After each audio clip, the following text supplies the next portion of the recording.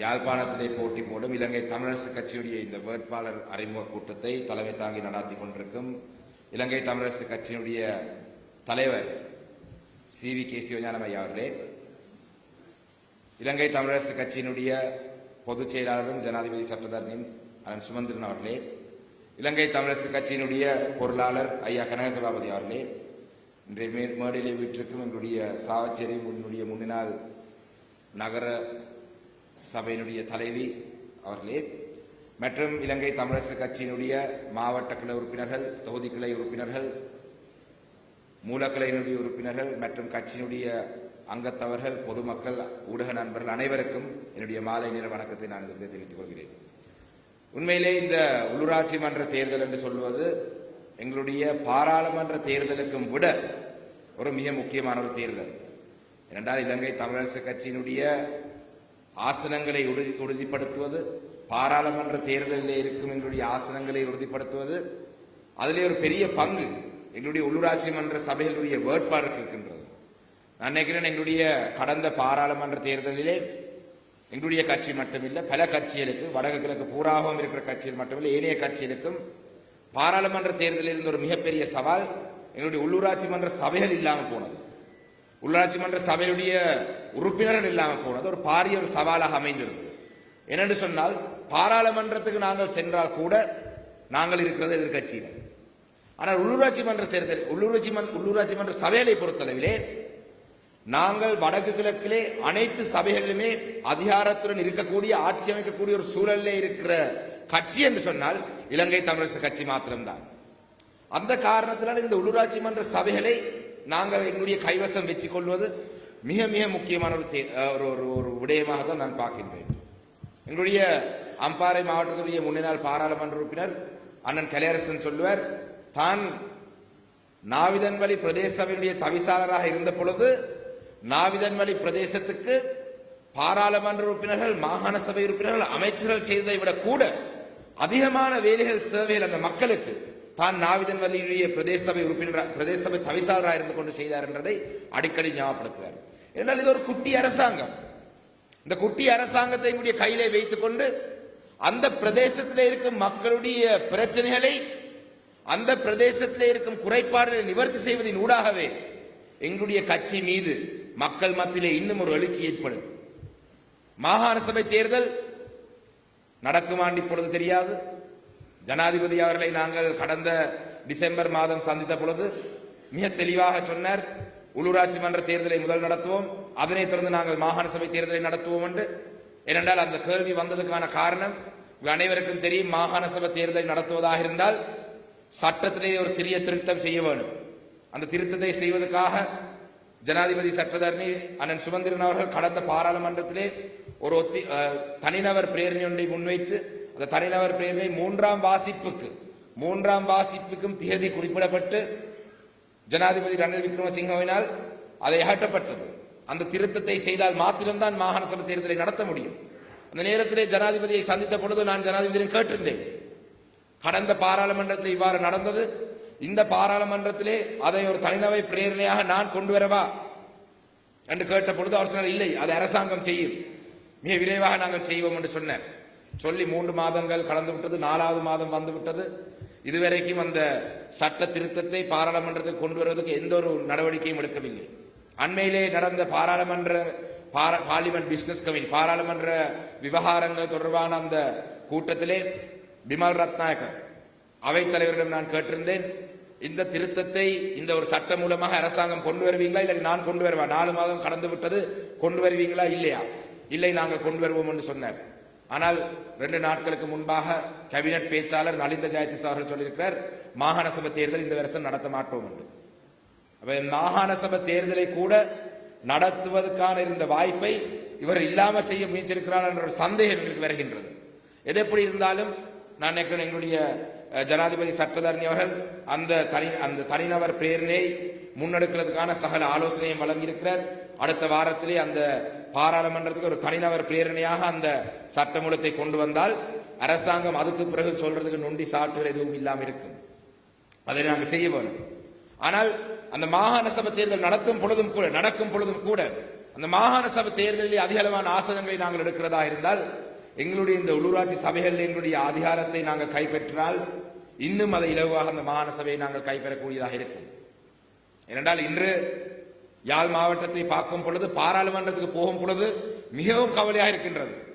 பாராளுமன்றத்தை ஆளும் கட்சியை சேர்ந்தவர்கள் ஒவ்வொரு முறையும் நாங்கள் தமிழர் தரப்பில் இருக்கும் ஒரு பிரச்சனையை பேசும் பொழுது எழுந்து சொல்லும் ஒரே ஒரு விடயம், உங்களை உங்களுடைய மக்கள் நிராகரித்திருக்கிறார்கள், வடமாகாணத்தில் இருக்கும் தமிழ் மக்கள் எங்களுக்கு அங்கீகாரத்தை தந்திருக்கிறார்கள், நீங்கள் அதை பேச வேண்டிய அவசியம், அதை நாங்கள் பேசலாம் என்று சொல்றார்கள். மட்டக்களப்பை மட்டும் அப்படி சொல்லுகிறார்கள். அவர் அப்படி சொல்லும் பொழுது நான் அவர்களிடம் சொல்றது, ஜனாதிபதி தேர்தலில் மட்டக்களப்பு மாவட்ட மக்கள் உங்களை நிராகரித்தார்கள், பாராளுமன்ற தேர்தலில் மட்டக்களப்பு மாவட்ட மக்கள் நிராகரித்தார்கள், உள்ளூராட்சி மன்ற தேர்தலில் மட்டக்களப்பு மாவட்ட மக்கள் உங்களை நிராகரிப்பார் என்ற செய்தியை நான் பாராளுமன்றத்தை பயனில்லாமல் சொல்லியிருக்கின்றேன். அதை நாங்கள் நடத்தி காட்டுவோம். மட்டக்களப்பில் அனைத்து சபைகளையும் நாங்கள் கைப்பற்றுவோம். ஆனால் யாழ் மாவட்டத்தை பார்க்கும் பொழுது, வடமாகாணத்தை பார்க்கும் பொழுது மிகவும் ஒரு மனவேதனையாக இருக்கின்றது. ஆனால் இறைவன் நமக்கு ஒரு சந்தர்ப்பத்தை தந்திருக்கிறார். 6 மாதத்துக்குள்ளே ஒரு சந்தர்ப்பத்தை தந்திருக்கிறான். இந்த உள்ளூராட்சி மன்ற தேர்தல் கடந்த பாராளுமன்ற தேர்தலில் எங்களுடைய தமிழ் மக்கள், வடமாகாணத்திற்கும் தமிழ் மக்கள் செய்த தவறை நிவர்த்தி செய்வதற்கான ஒரு வாய்ப்பாக தான் இந்த 6 மாத கால பகுதிக்குள்ளே இந்த சந்தர்ப்பம் கிடைத்திருக்கின்றது. நான் நினைக்கிறேன் எல்லாம் சாப்பிட்டு வந்து கொஞ்சம் சவுப்பா இருக்கிறீங்க போல தெரியுது.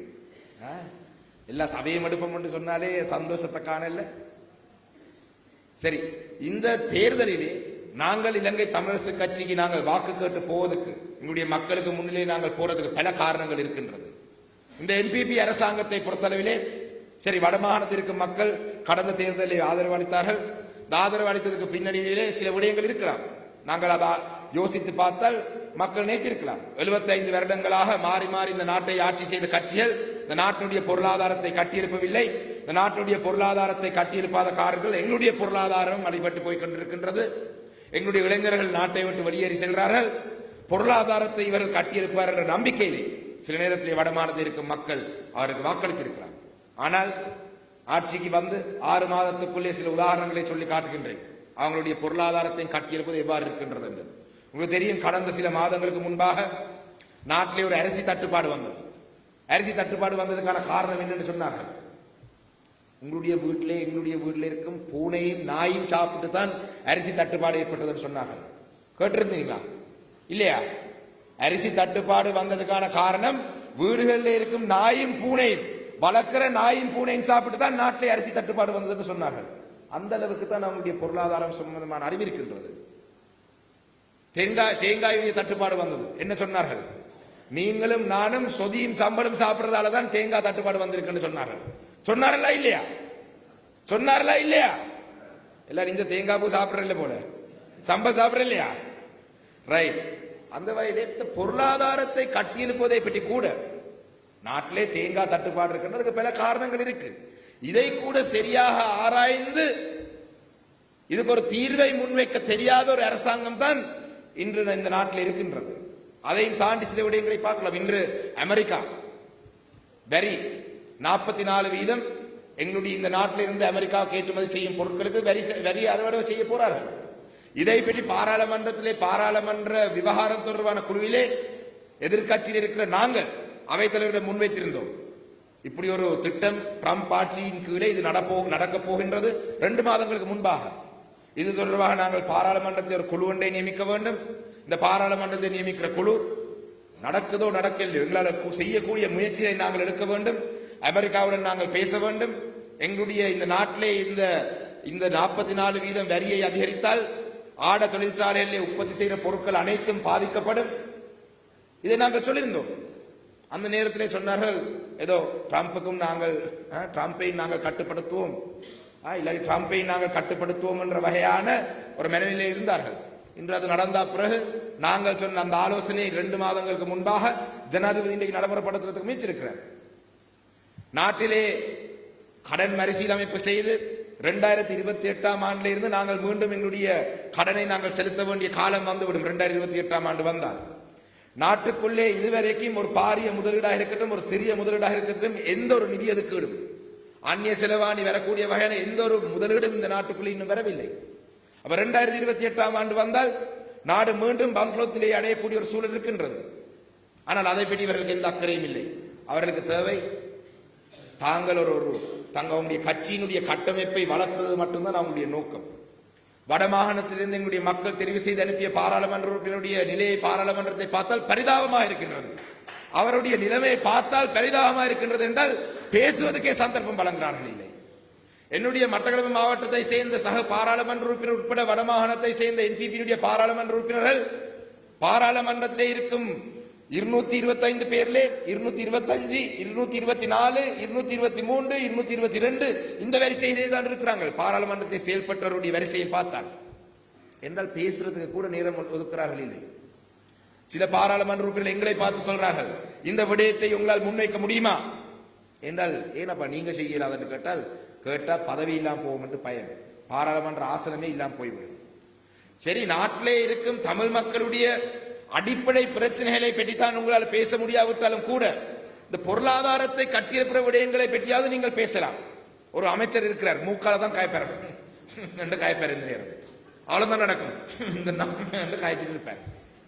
அவர் கதைக்கிறது மட்டும்தான் இந்த வடமாகாணத்துக்கு கடந்த 6 மாதங்களாக நடந்திருக்கு. மட்டக்களப்புக்கும் வந்தார், அண்மையிலே வந்து தேர்தல் சட்டங்களை மீறி மட்டக்களப்பு மாவட்டத்தில் இருக்கும் சில மீனவ சங்கங்களை அழைத்து அவங்களுடைய வேட்பாளரையும் அழைத்து ஒரு கூட்டம் நடத்த பார்த்தார். உடனே அடிச்சல் எலெக்ஷன் கமிஷனுக்கு 10 நிமிஷத்தில் அங்க போனார்கள், ஆலயத்தை அனுப்பி விட்டாங்க. இஞ்சையும் பார்த்து செய்யுங்க.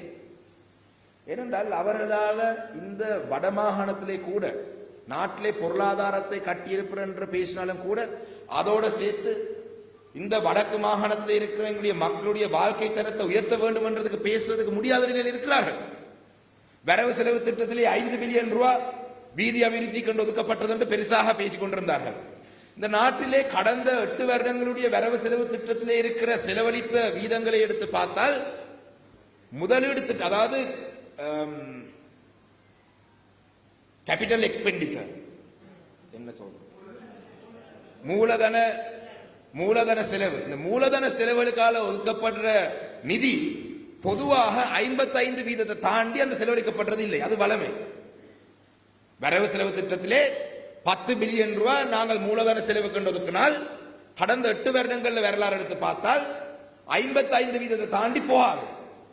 அதிலே அண்மையிலே மட்டக்களப்பு மாவட்டத்துக்கு கிழக்கு மாகாண ஆளுநர் வந்த பொழுது சொன்னார், நாட்டிலே வீதி அபிவிருத்திக்கு மொத்தமாக 11 பில்லியன் தான் ஒதுக்கி இருக்கிறார்கள். மொத்த நாட்டிலே அது கொழும்பு, கம்பஹா, ஹம்பாந்தோட்ட எல்லாம் சேர்த்து இதிலே 55% தான் வேலை நடக்க போகுது.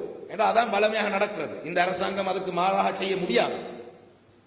வரவு செலவு திட்டத்தை ஒதுக்குற அனைத்து விடயங்களுக்கும் நிதி இல்லாத நிதியை தான் ஒதுக்குறார்கள்.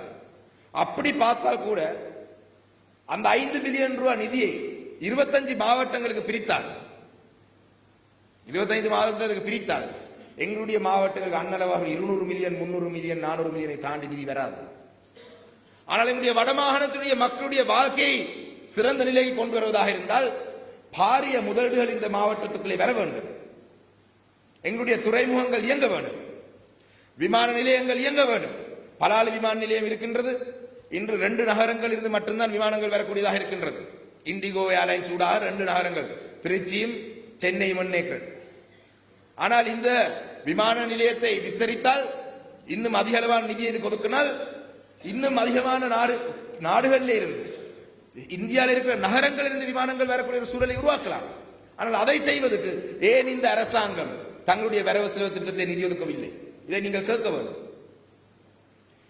எங்களுடைய மன்னாரிலே இருந்து தலைமன்னார் இருந்து ராமேஸ்வரம் வரைக்கும் போகும் அந்த துறைமுகத்துக்கு அந்த ஜெட்டி இல்லாட்டி அந்த துறைமுகம் வந்து அந்த நிப்பாற்ற அந்த இடம் அது கட்டுறதுக்கு காசு இல்லை என்று தான் கடந்த அரசாங்கம் சொன்னது. அதனால தான் அந்த சேவை ஆரம்பிக்கவில்லை. அதுக்கு எஸ்டிமேட்டும் எடுத்து வைத்திருந்தார்கள். பாரத பிரதமர் நாட்டுக்கு வார இந்த அரசாங்கம் வடமாகாணத்துடைய மக்களை பற்றி உண்மையிலே கரசன உள்ள அரசாங்கமா இருந்தால் ஒரு முன்மொழிவை தயார்படுத்தி பாரத பிரதமரிடம் கொடுக்கலாம். வடக்கு மாகாணத்துடைய பொருளாதாரத்தை கட்டியெழுப்பதற்கு பலாலி விமான நிலையத்தை தரமியத்துக்கு நிதி தாருங்கள் என்று சொன்னால் நான் அறிந்த வகையில் நிச்சயமாக நிதி கிடைக்கும். எங்களுடைய கிழக்கு மாகாணத்திலே உங்களுக்கு வட மாகாணத்தினால சொல்லியிருக்கு 5 பில்லியன் இதுக்கு 1 பில்லியன் இதுக்கு வருதோ வரலையோ சொல்லியிருக்கு.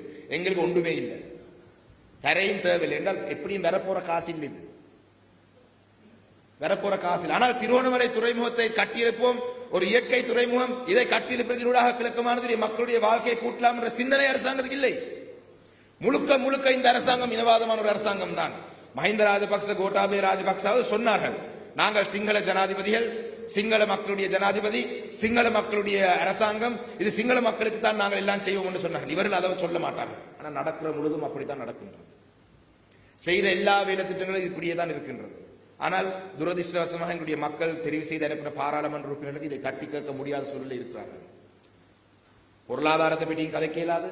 சரி, எங்களுடைய வடக்கு கிழக்கிலே தமிழ் மக்களுடைய நிரந்தரமான பிரச்சனையா இருக்கும், எங்களுடைய நிரந்தரமான அரசியல் தீர்வு இல்லாட்டி பொறுப்பு கூறல் விடயத்தை பற்றி ஏதாவது பேசலாம் என்று பார்த்தால் அதை பற்றியும் ஒன்றும் பேச முடியாது. அரசியல் கைதிகளை ஒரு குறிப்பிட்ட தினங்களுக்குள்ளே விடுதலை செய்வோம் இந்த அரசாங்கம் சொன்னது.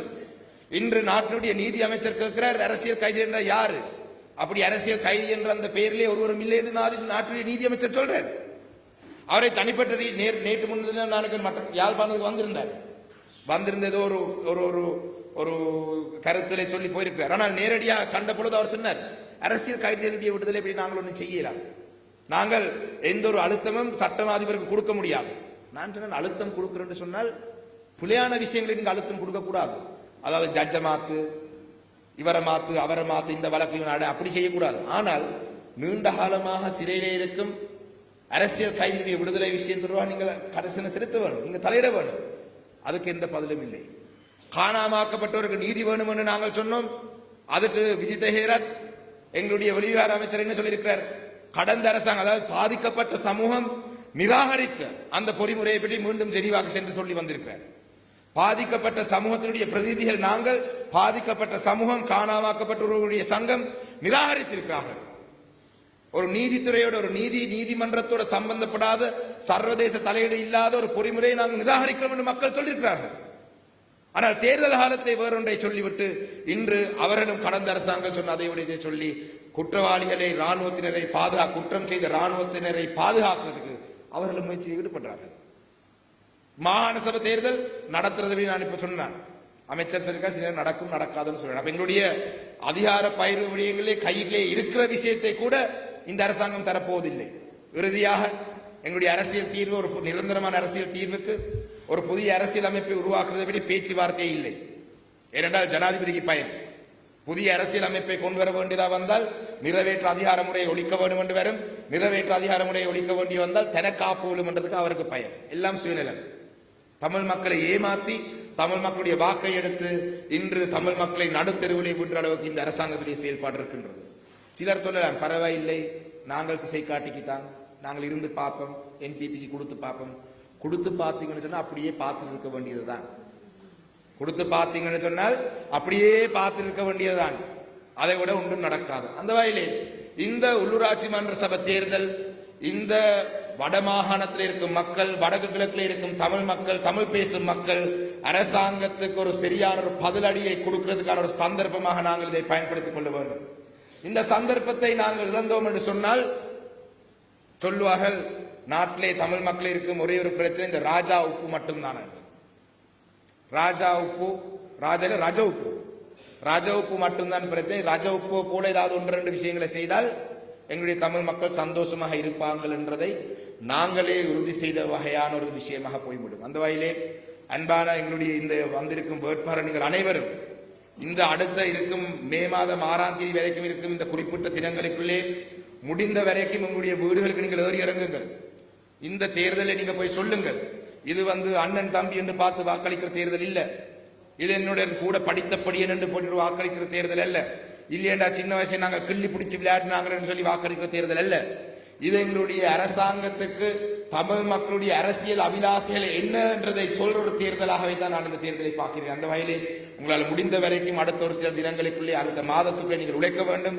உங்களுடைய உழைப்பினூடாகத்தான் எங்களுடைய நிரந்தரமான ஒரு அரசியல் தீர்வு, அதே போல எங்களுடைய எத்தனையோ உயிர்களை நாங்கள் தியாகம் செய்த நாங்கள் இந்த தியாகங்கள் அனைத்தும் வீணாக செய்த தியாகங்கள் இல்லை என்றதை சொல்றதுக்கான தேதி இந்த மே மாதம் 6ஆம் தேதி. அந்த வகையிலே முடிந்த வரைக்கும் உழைத்து இலங்கை தமிழரசு கட்சி இந்த யாழ்ப்பாணத்தில் இருக்கும் 17 சபைகளில் ஆட்சி அமைக்கக்கூடிய வகையாக செயல்படுங்கள் என்று கேட்டு விடைபெறுகிறேன். நன்றி, வணக்கம்.